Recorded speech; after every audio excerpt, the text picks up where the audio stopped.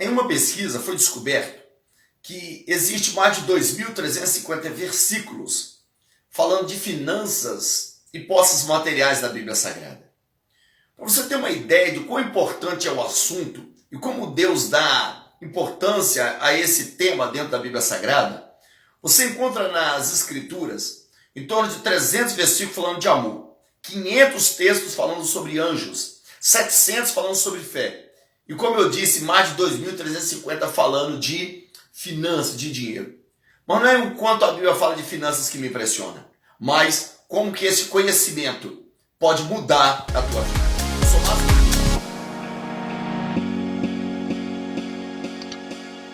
Hoje eu quero partir de um texto do livro de Mateus, capítulo de número 25, a parábola dos talentos. Então, a parábola dos talentos, ela é a história de um senhor que ausentou-se da sua cidade, reunindo 3 servos, deixou 5 talentos com um, 2 com outro e 1 com outro, para que no devido tempo viesse ter a paga de cada um deles. O texto diz no versículo número 15 de Mateus 25, que a cada um foi dado de acordo com a sua capacidade para administrar. Você já ouviu muito sobre a parábola dos talentos como referência a dons espirituais, a família que Deus lhe dá para você cuidar, ao ministério que Deus te entregou. Mas a verdade é que o talento era um valor monetário da época, era romano. Segundo alguns historiadores, um talento equivalia em torno de 40 mil reais, equivale hoje, aliás, a um torno de 40 mil reais. Então, se a um foi dado 5 talentos, significa que a um foi dado aproximadamente 200 mil reais. A um outro, 80 mil reais. E ao outro, 40 mil reais. 5, 2 e 1 talento. Agora, observe o desenvolver da parábola.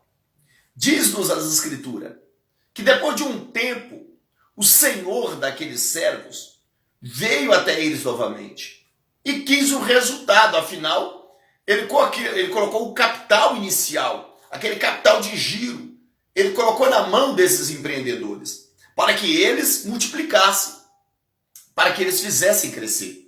Mas o resultado, em um dos casos, foi trágico. E nós vamos entender algumas lições aí que você precisa para aplicar nas suas finanças pessoais, familiares e empresariais, para que a sua vida financeira desfrute do nível melhor, do nível máximo do que Deus tem para a sua vida. Primeira lição que nós aprendemos aqui é que você tem o dinheiro que você é capaz de ter. Grave isso. Você tem o dinheiro que você é capaz de ter.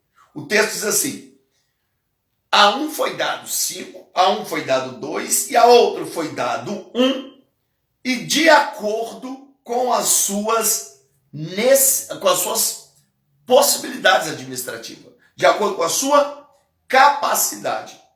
Então, entenda bem, o salário que você tem, os bens que você já adquiriu, tudo que você tem de posse hoje em ativos, tudo que você é exatamente o resultado daquilo que você pode ter. É por isso que, quando nós analisamos essa questão de que você tem aquilo que existe capacidade de você para ter, é quando você analisa isso daí, você vai entender por que 70% das pessoas que ganham em jogo da sorte, loto fácil e etc., com 5 anos, segundo uma pesquisa, elas perdem tudo. Por que elas perdem tudo? Porque elas não tinham capacidade para ter aquela quantia. Elas ganharam na sorte. Foi um jogo de azar. No caso aí da sorte que ela ganhou, né? Então, no jogo de azar, ela teve a sorte e ganhou. Agora, Não houve esforço, não houve inspiração e transpiração, não correu atrás. Então, ela ganhou pela capacidade que ela tem de ter? Não, pelo golpe de sorte. Agora, tanto que ela não estava preparada para ter aquilo ali, que ela perdeu. Os ex-Big Brother, na sua maioria, é um grande exemplo. Eles não estavam preparados para ter aquilo ali, por isso perdeu. Então, você tem aquilo que você está preparado para ter. A Bíblia nos diz no livro de Provérbios 13, versículo 11, inclusive, que a riqueza adquirida de uma forma vã, ela diminuirá. O que é uma riqueza adquirida de forma vã? É isso aí. Um cara que ganha no golpe da sorte. É uma riqueza adquirida de forma vã. Ela diminui. Por que ela diminui? Porque o cara não tem mente preparada para isso. Os ex-Big Brother, eles ganharam de uma forma vã. Por que não valorizaram? Por que não chegaram lá? Por que eles perderam na sua maioria? Porque a riqueza de forma vã diminuirá. Como diz Provérbios, capítulo 13, versículo de número 11. Então, diante dessas verdades, eu afirmo o seguinte: se você está precisando de mais dinheiro, se você está querendo ter uma renda maior, seja o seu salário, onde você trabalha, seja sua renda como profissional liberal, seja essa renda que a sua empresa te dá, o salário que a sua empresa faz para você, o seu honorário que a sua empresa faz para você. Se você está querendo multiplicar os seus bens, então entenda, você precisa aprender mais, você precisa saber mais, você precisa se preparar mais, porque você vai ter de acordo com a sua capacidade para administrar. Você vai ter de acordo com o seu preparo. Porque se não for assim, não tem como, você vai ganhar, mas vai perder. Então, se você não está tendo, aquilo que você não tem é pelo que você não sabe. E não pela falta da oportunidade das coisas chegarem até você. Então, aquilo que você não tem é pelo fato de você não saber. Então, o seu problema, o nosso problema, o problema do ser humano, está vinculado à ideia do conhecer. Então, quando você conhece, quando você se informa, quando você se prepara aqui, na mente, então você consegue chegar lá. Então, é por isso que eu digo que não adianta você querer ter coisas grandes quando você tem uma mente pequena. Quando você tem mente grande, se consegue ter coisas grandes. Agora, quando você tem a mente pequena, você também vai ter coisas pequenas. Então, não tem como você viver esse patamar alto vivendo embaixo. Não tem como você ter coisas grandes pensando pequeno. Então você é hoje resultado daquilo que você decidiu ser ontem. Você é, na vida material do campo físico, aquilo que você decidiu ser aqui. Então tudo que você quiser conquistar na vida, conquiste aqui primeiro. Aliás, um dos problemas das pessoas no quesito financeiro, o problema das pessoas nunca é a falta do dinheiro propriamente dito, mas a falta de ideias. Porque não adianta você ter dinheiro sem ideias. Porque quem tem dinheiro, mas não tem ideia, gasta tudo, quando menos se espera. Dá 5, 10 mil reais para um cara que não tem ideia, ele compra um iPhone. Então observa que o problema da falta do dinheiro, aliás, o problema das pessoas não é a falta do dinheiro. O problema das pessoas é a falta de ideia. Porque quem tem ideia tem dinheiro. Quem não tem ideia, o dinheiro que ganha, vai embora com muita facilidade. Então, a primeira lição que nós extraímos aqui na parábola dos talentos é que você tem aquilo que você tem capacidade para ter. Aquilo que a sua mente está programada para ter. Segunda lição que nós aprendemos aqui é que você deve multiplicar o seu dinheiro. Você deve multiplicar os seus bens. Você deve multiplicar tudo aquilo que você ganha. Se você observar, os dois servos que foram chamados primeiro à presença do seu Senhor, eles receberam um elogio. E eles receberam um elogio por quê? Eles receberam um elogio porque eles pegaram o seu talento, um 200 mil, o outro 80 mil, e eles multiplicaram. Então, o que tinha 200 mil, ou seja, 5 talentos, foi para 400 mil, 10 talentos. O que tinha 80 mil ou 2 talentos foi para 160 mil, 4 talentos. Então eles multiplicaram o que eles tinham. Uma das coisas que Satanás acusou Jó perante Deus foi de que os bens de Jó se multiplicavam. Está no capítulo 1, versículo 10. Satanás ele falou para Deus o seguinte: porventura, Jó serve a ti em vão? Porventura, Jó não serve a ti motivado por algum interesse? Porque você tem protegido a ele, a sua casa, a tudo quanto tem, e os bens dele se multiplicam. A Bíblia nos fala que as bênçãos do Senhor, elas é quem enriquece e não acrescenta dor. A multiplicação, ela te abençoa. O que é enriquecer? Enriquecer é você estar no nível e você está crescendo, você está melhorando. Senão não seria enriquecer, seria empobrecer. Então, quando você enriquece, é porque você está multiplicando. Quando você prospera, é porque você está multiplicando. Falando então nessa área da multiplicação financeira, isso significa que Deus quer que você use métodos morais e éticos para fazer o seu dinheiro evoluir e crescer. Então, investimento é uma das maneiras de você fazer o seu dinheiro crescer. Aí eu te pergunto, você paga suas contas mensais, você recebe o seu salário, você tem o hábito, o bom hábito de guardar, de fazer um fundo de reserva? Você tem o bom hábito de guardar dinheiro? Tem pessoas que trabalham, que pegam o seu salário, que recebem o dinheiro de uma renda de 1, 2, 3 aluguel, ou de uma renda extra que tem dentro de casa. A pessoa pega esse dinheiro, ela paga as coisas todas, mas como sobrou, ela diz, pronto, sobrou, vou ir gastar. Sobrou, vou ir comprar. Sobrou, vou fazer alguma coisa para consumir esse dinheiro logo, porque sobrou. Não é assim. Se sobrou, você tem que ter um fundo de reserva. Primeiro que às vezes você tem emergências quando você menos espera. Problema com filho, problema com carro, problema na saúde. Você tem emergências, então você tem que ter um fundo de reserva. Outra questão é que você tem que ter um fundo de reserva para fazer um investimento, porque quando você faz um investimento, o seu dinheiro passa a trabalhar para você. Então, em vez de você ganhar dinheiro trabalhando, você passa a ganhar dinheiro mesmo de braço cruzado, no bom sentido da palavra, enquanto o seu dinheiro está trabalhando para você. Investimento é para isso. E aí eu te pergunto, você tem investido?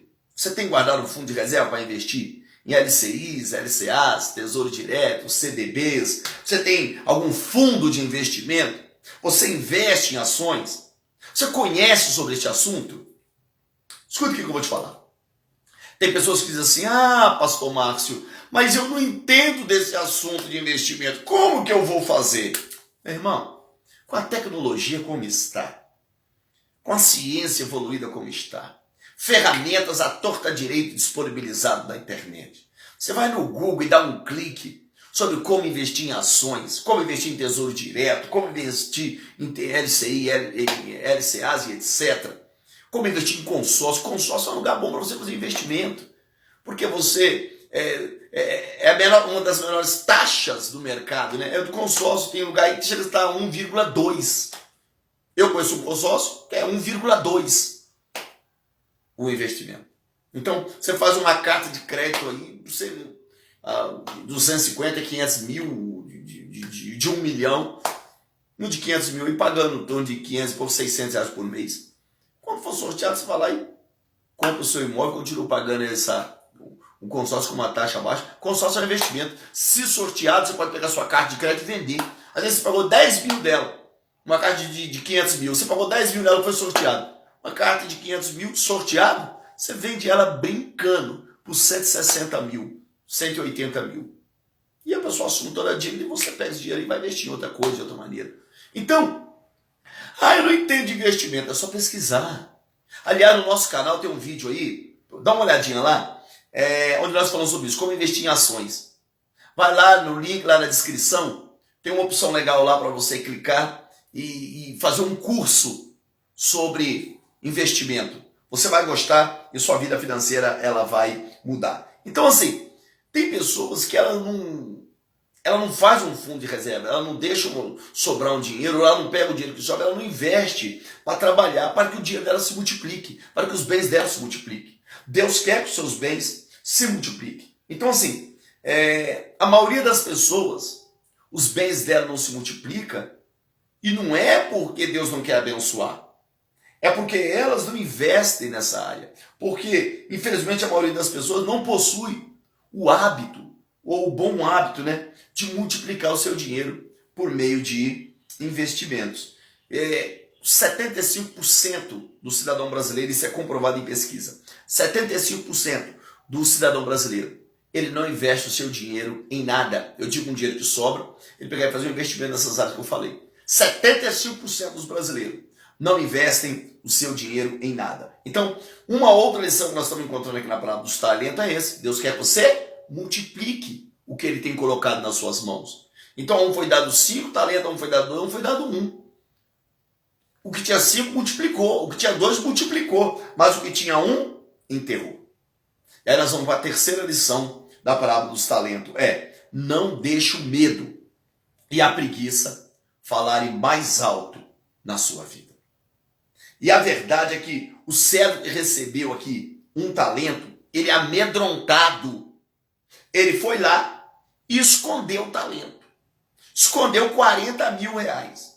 Escondeu o dinheiro dele, que o Senhor dele havia colocado em suas mãos. É o que está descrito no capítulo 25, versículo número 26. Ele diz, ora, tendo eu medo, porque eu sei que o Senhor é um Senhor severo, que colhe onde não plantou, que ajunta onde não espalhou, por causa do medo eu enterrei o teu talento. Aí, aliás, no verso 26, verso 24 e 25, no verso 26, o seu Senhor vai olhar para ele e vai dizer assim, servo mau e preguiçoso, servo mau e negligente.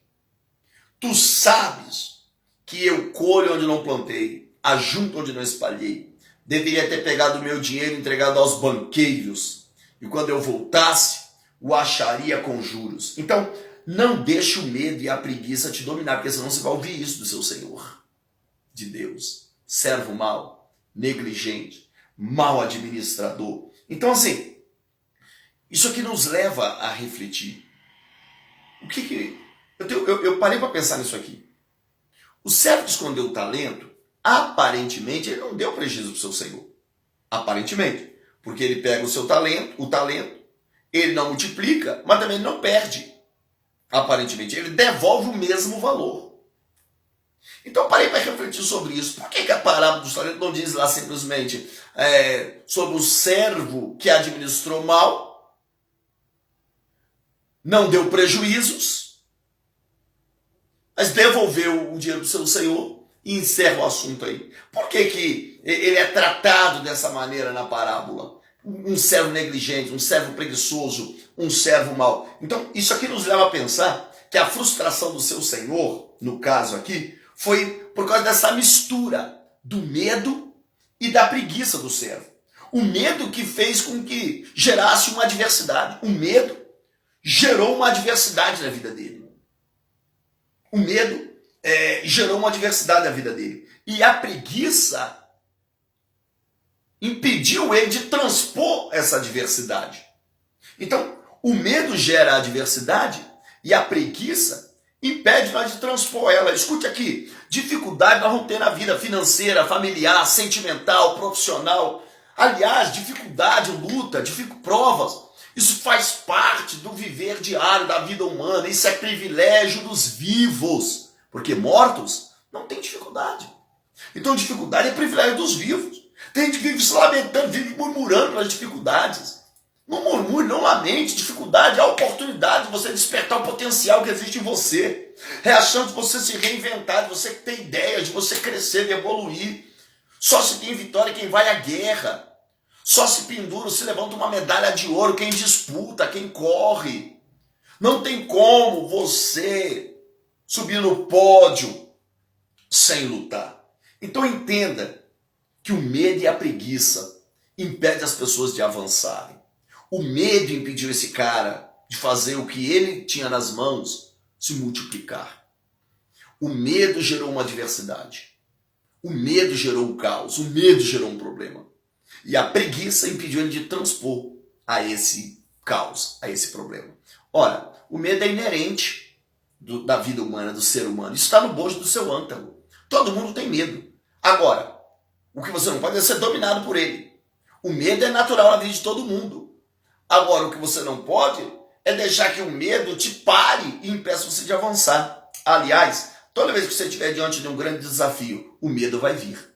Agora, vai para cima dele, porque isso significa que se você for para cima, essa vai ser a melhor luta da sua vida. E com certeza, a melhor vitória. Porque toda vez que o medo vem, o medo é um limite entre o fracasso e o sucesso. Se você fica do lado de cá, você permanece no fracasso. Se você transpõe o limite, você entra no âmbito do sucesso e desfruta de uma vida melhor.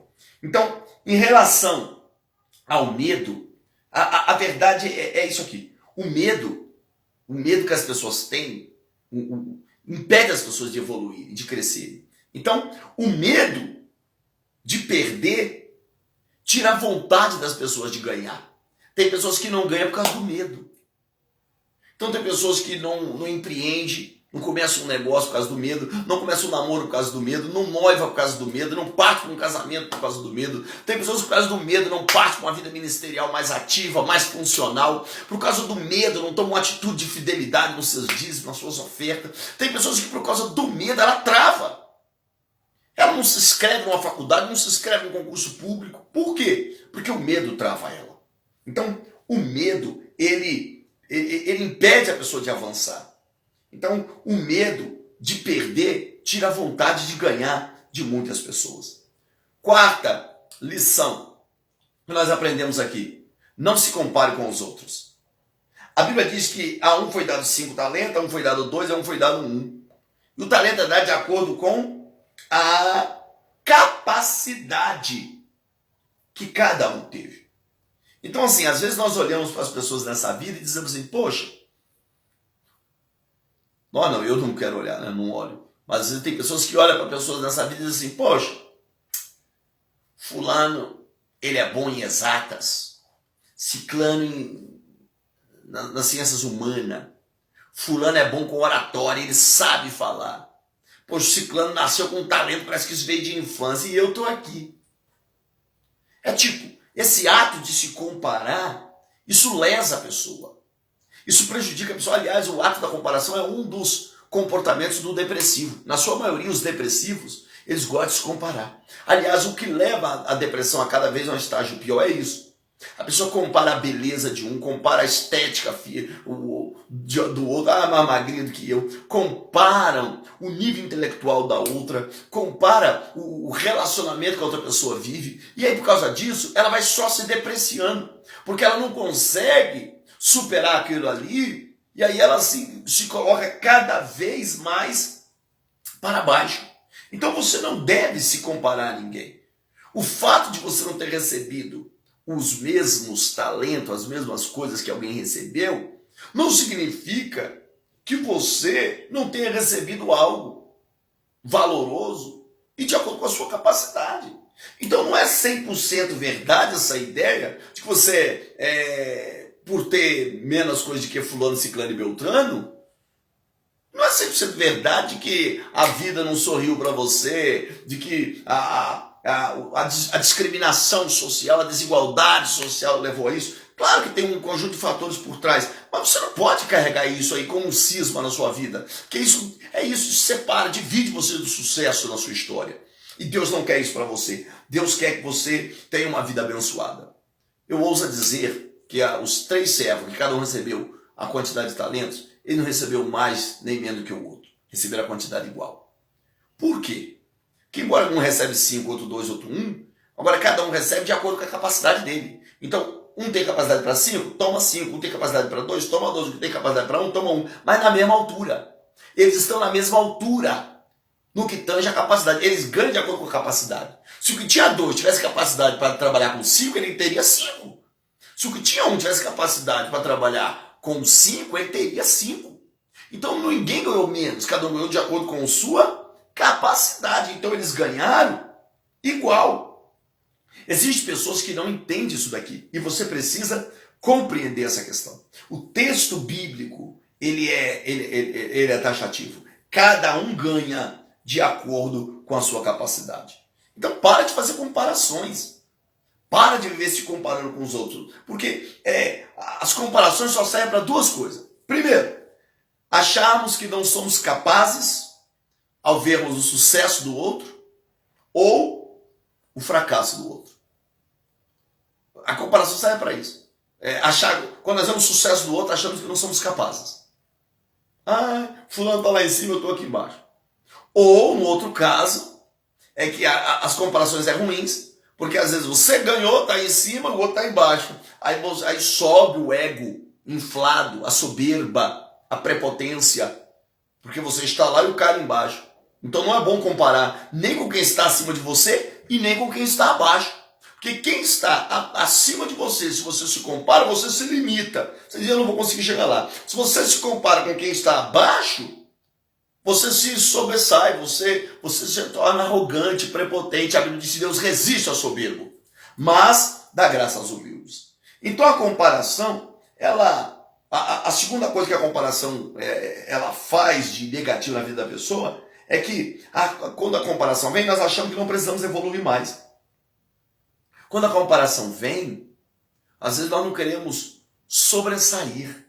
Então, não é o quanto a pessoa é melhor ou pior. Não é o quão bom você é. O importante é você entender que você é de Deus, que você tem potencial, que você tem capacidade, se não tem, adquira mais. Ou, aliás, todo mundo tem, você deve adquirir mais. Por quê? Porque Deus vai te honrar, vai te abençoar. Para de se comparar com os outros. E você vai viver assim um nível abençoado que Deus tem para a sua vida.